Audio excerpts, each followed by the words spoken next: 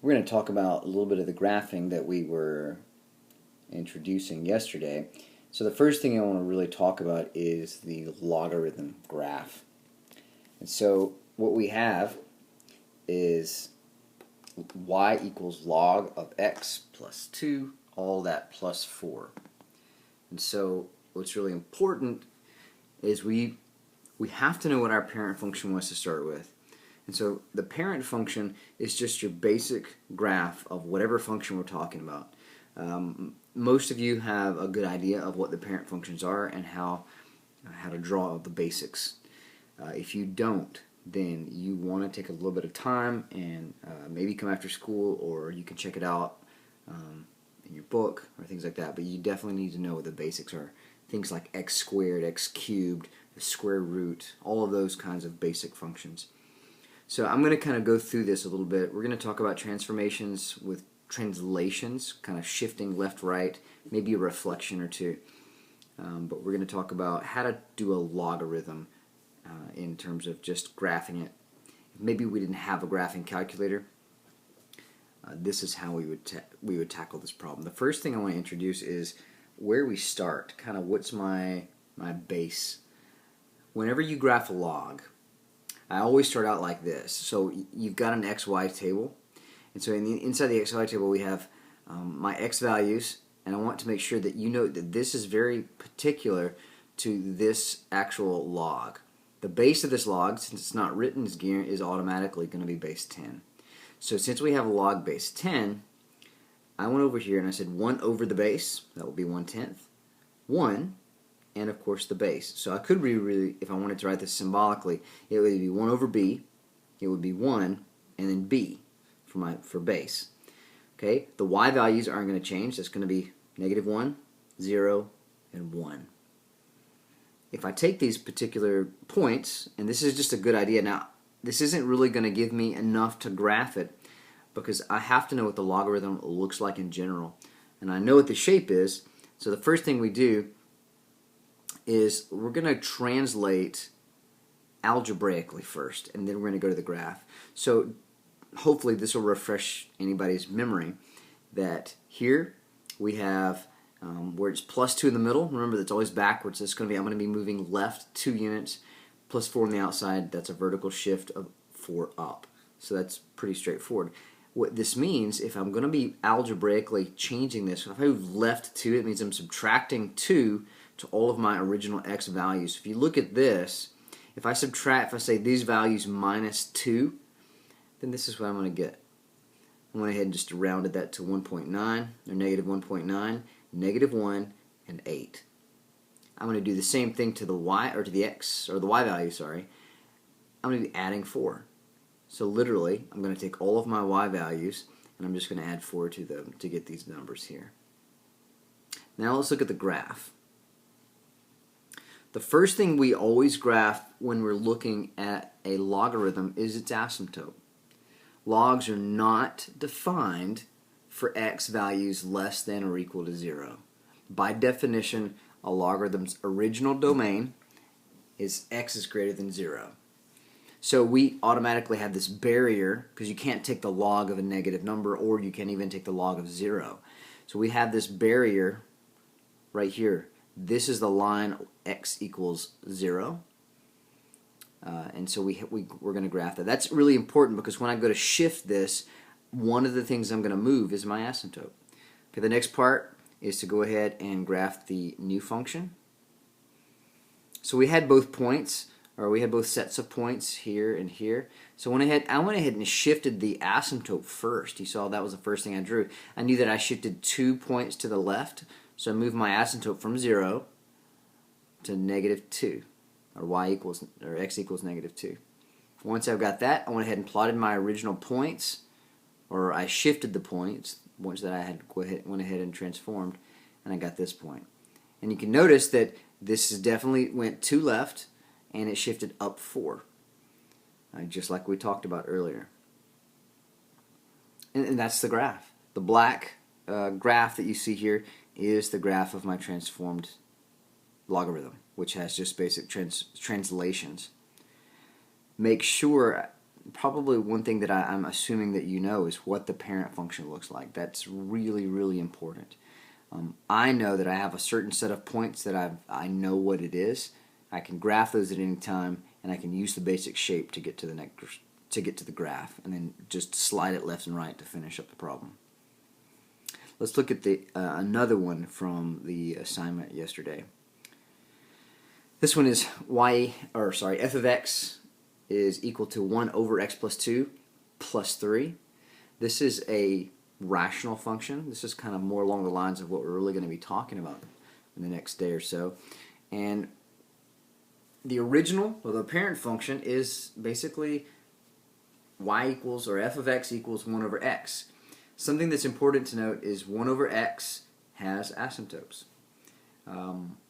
We are going to discuss asymptotes in general, or not in general, but specifically today, how to find the horizontal, vertical, slanted asymptotes, which I've already discussed a little bit in class.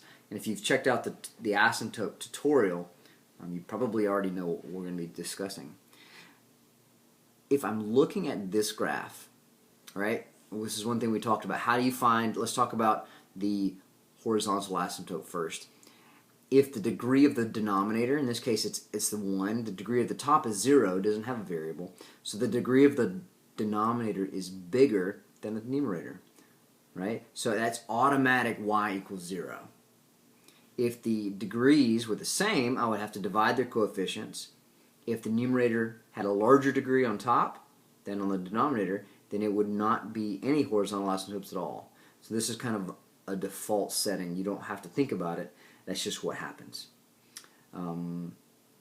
Let's look at vertical asymptotes. Vertical, really simple. You take the denominator, whatever's in the denominator, and you're going to set it equal to 0. And whatever that value turns out to be, that's what my vertical asymptote is going to be. In this case, it's really simple. X equals 0. There you go. So let's graph a little bit of that. This is my parent function in red.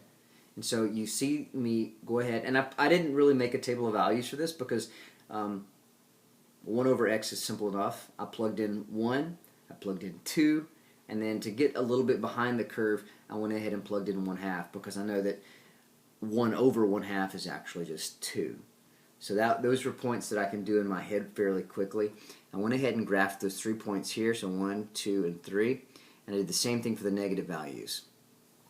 And this is your parent function. Note the arrows on the end. This indicates that these graphs don't stop at a certain point. I do have a vertical and a horizontal asymptote. By definition, an asymptote basically shows you what the value can ever actually become, but the limit as we go out to infinity, or we could even talk about the limit as x approaches 0 from the left and the right sides, has different values, but they keep going forever. All right, so let's talk about the next part. If you look at this, you've got your shift left 2, and you're going to vertical shift up 3. If you take these apart one at a time, well, let me give you a tip, my suggestion. When you're graphing changes within rational functions, the easiest thing to do is to come over here and to change your horizontal and your vertical asymptotes. I'm going to reset those and put those in place. It's almost like changing the origin and putting it somewhere else, and then just redrawing your graph. I haven't stretched this, I haven't reflected it, haven't done anything like that. And so at the bottom you can see the generic form of this graph. F of x equals a times 1 over x minus h, all of that plus k. Anything that changes down here, this is like inside the function. It's inside the rational part. And so that's going to be shifting left and right. This is going to be changing your horizontal or your vertical shift up and down. A covers a few things. A will control vertical reflections or reflections into the x-axis. It also is going to cover your vertical stretch or shrink. If we go ahead and graph the other one, notice what happens. I went ahead and I took my vertical asymptote, which was at 0. We said it went left 2 times, so 1, 2. I went ahead and redrew my vertical asymptote. I went ahead and took my horizontal asymptote. It says it's going to be up 3. And so I went ahead and took it from here and moved it up 1, 2, 3. I redrew that. Wherever those cross, That's effectively where my new, if you want to think about it as like your new origin. So left 2 and up 3 is exactly what we just said over here. If I can redraw those just like this, and I use the exact same points, but instead of actually counting from the original origin from here, or from here, I just said, well, I'm going to go from here. I know that I used positive, let's see, 1 and 1. I used positive 2 and 1/2. I used positive 1/2 and 2. And I do the same thing for the negative side. I just counted from my original, or my new origin point. And this is the graph. No big deal. Make sure that you are watching for the asymptotes. When you're graphing this, if you are careless and you cross over the asymptote, that's a big deal. That's a real big deal. You can't cross it. If you cross it, it shows me that you don't really understand what it is. So be careful about those things. Let's look at the next part. Writing in the form f of x equals a over x minus h all plus k. What we're going to be doing in this case is I'm going to be taking this fraction, I'm going to be using long division. Right? So we're going to take long division and we are going to divide these into it, and the only tricky part is figuring out how to write it in the end. It's not really that complicated. And so here I've kind of showed you what we did. We divided the denominator into the numerator, just like normal, and you're going to get your result, but it's going to be the remainder times, okay, you're dividing by your divisor, plus what was on top. So we had 8, you went into it 8 whole times with this little bit of remainder left over, right? But we wanted it in this form up that we had up here. A times 1 over x minus h plus k. What this allows me to do is allows me to see the vertical stretch in this case. It allows me to see that we're going to be going to the right 4 times, and then we're going to be vertically shifting this up 8 times. If I were to come over here and look at that, I really wouldn't have a good idea of exactly how it's changing. I might be able to get the vertical asymptote, which would be pretty easy because the denominator is the same. But the rest of this, I'm not exactly sure that I would be able to identify that, especially this easily as we have it written here. All right, the next part, we'll do the one more like this. And you can see the same kind of principle. We divide the denominator into the numerator. We get 6 with a remainder of negative 2. And so it's 2 times the divisor, 1 over the divisor, excuse me, and then plus the quotient we got at the top. And that is being able to write it in, I guess, what you'd call a standard form, rational form.